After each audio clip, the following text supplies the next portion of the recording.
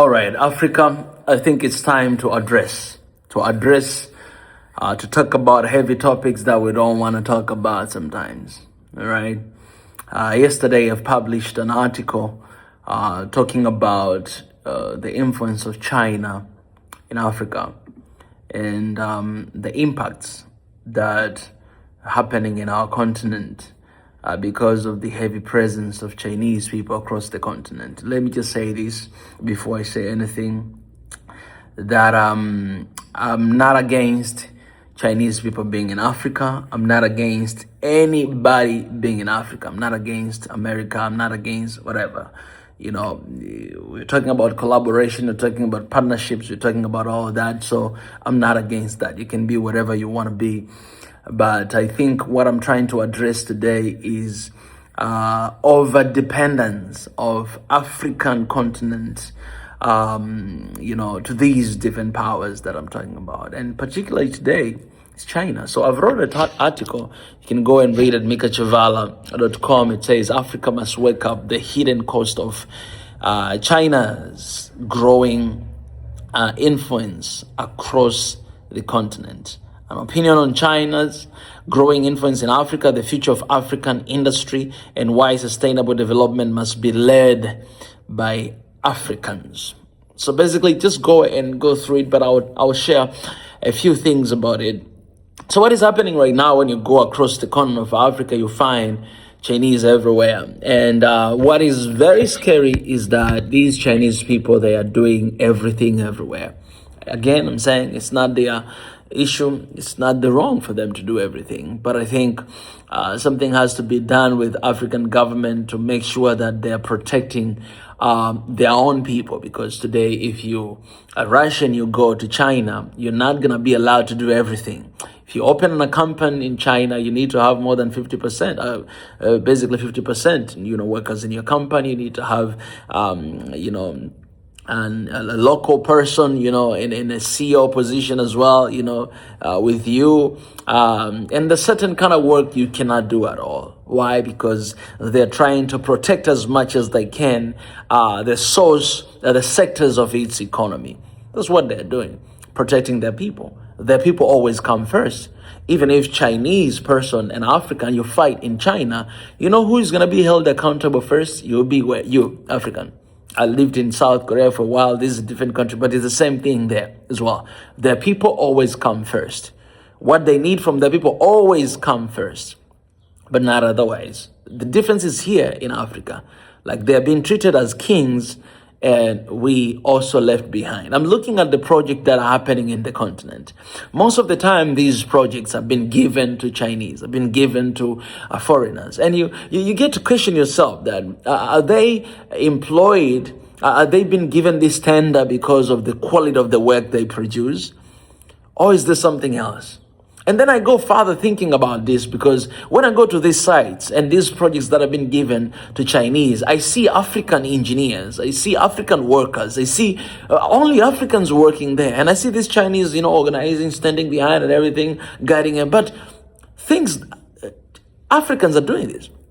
But also I go thinking about this a little bit further. Even these people who are coming and doing contract in Africa, most of them, they're engineers who have been imprisoned in China. So as an act of punishment, they've been sent here to work, right? But this basically, some of them are prisoners from their countries, right? So I ask myself, if we really trust the quality of the work of Africans that they produce and do, why not giving this tender, to Africans to do it? Because if you give to Africa, these Africans are going to earn money. We're going to have more billionaires in the continent, more billionaires, more tax, more economy. Africa will never be the same again. All right. You're not going to have a little percent on top there, but all these low people income, we're going to raise them to the medium and even higher as well. So continent will be changed and transformed in one way or another. But I don't understand. Africa, it is the only continent that most of important work have been given to foreigners to do it. We trust foreigners more than we trust our own people. We give privilege to them more than we trust our own people. Like, okay, our people, they just do little work that, anybody can do. But if there's any big contract, any big work, huge work, foreigner will be trusted to do it. Don't we have engineers in our continent that can do it? Or we don't trust them? Is it because of our education system? We don't even trust our own people, because Africans, we don't trust our own schools. That's why we send our kids to go abroad to study. I'm one of them. I studied in abroad university. Africa, we don't have good engineers. They study here, they learn, but we still employ, private, a foreign company to operate in our continent. Africa, we don't seem to have anything that we trust. So today, you have Chinese supermarkets all across the continent, Chinese businesses all across the continent, Chinatown in every single country in Africa, you have them. Even Chinese garage, what is this, for fixing cars and everything. If you go to supermarket, you find some products of 1,000, 2,000, this is local shillings, money, not even dollars. And I get to ask myself that how are people going to live? Are people who wants to work? Are people who wants to make money? How are they going to? Are we killing our own sectors of economy because we are fully depending on Chinese people? And we are happy. We are happy that we have so many malls, Chinese malls. We have so many Chinese businesses. We have all these long buildings that have been built by Chinese and owned by Chinese. So we live in the beautiful houses like this, and most of them are Chinese, and we pay them money. And I'm asking myself, what are we doing for our own continent? Why are we depending so much on them? Today, if China today decide to turn away from Africa, Africa is going to suffer. Okay, think about this. If China today say, you know what? No, we're gonna walk away from you guys. We don't need Africa anymore. Yes, of course, I know it will never happen, but because they're getting something out of Africa. But I'm saying, if that were the case, do you think Africa will move today? Look at the debt that Nigeria has, Kenya has, our countries has. Look at the debt they have from China government. Look at it. So, and this is what really triggered me to write this article, because, and I wrote something that technology partnerships should transfer knowledge instead of creating permanent dependence. Yes, these guys are coming to build industries. These guys are going to, but are we really exchanging our technology? Because we know how they get where they are. They stole IP address from United States or wherever, and they made cheap products in their own countries, and they're exporting right now to Africa because that's what they did. Did they do something wrong? No, we can do actually the same thing. Are we transferring this knowledge to one another? This partnership, these Chinese companies that are working in the continent, is there anything, that if today these companies are going to leave Africa, are we going to be able to do what they're doing? Or are we creating a permanent dependence that we depend on them in everything that they do? All right, development is not measured by how many foreign companies operate within our borders. It is measured by how many globally competitive African companies we build ourselves. I wrote in this article, how many companies that are we building ourselves in the continent that are going to compete in international market? Oh, we need them all the time, and we cannot do anything about anything. Guys, we need to think about these things critically. We might be deciding to do it right now, but we are affecting the future generation, and we're putting our continent in jeopardy, in danger. This cycle must change. Partnerships should help Africa business grow, not replace them. But this is what is happening in the continent. Infrastructure projects should develop local engineer talents and not misuse them. Manufacturing investment should create Africa-owned supply chain. Technology partnership should transfer instead of creating a permanent dependence to these people. All right, the Africans. This is my call. Welcoming investors in our countries is not a badge of honor itself. Building Africa industries, it is.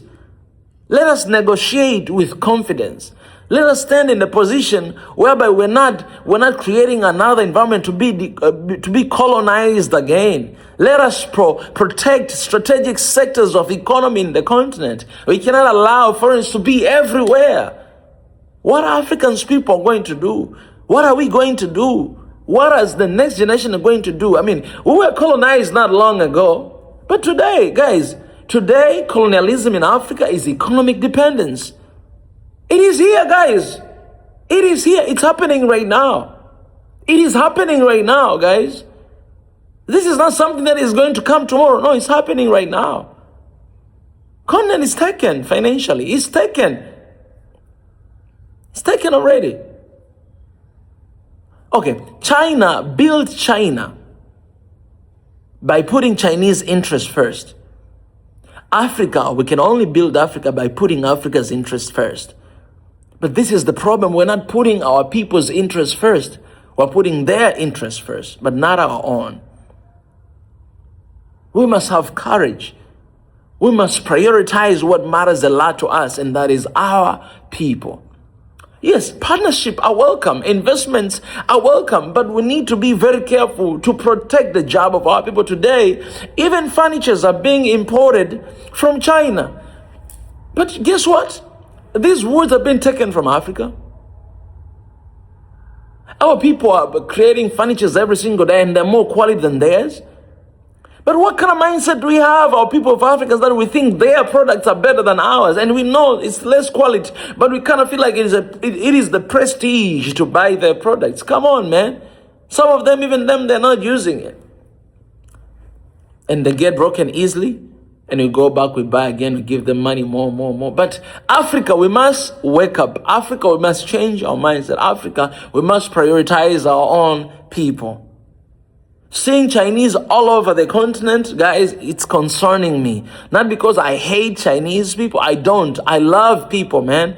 But it's concerning for Africa. Where Africa is heading, it is dangerous. What is happening in South Africa, I am concerned that is going to happen to many countries in the continent. People are going to start doing the same thing, kicking people away. Why are we waiting to get there while we can fix the problems right now?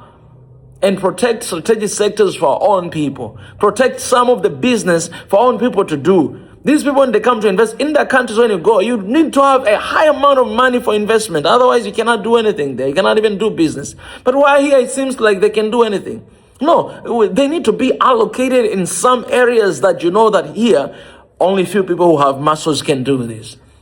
In order to protect our people, sometimes having investments all over the continent, okay, we see buildings, we see all these things, but what about the economy of our people? Are our people really earning something? Are our people really, their lives are being transformed?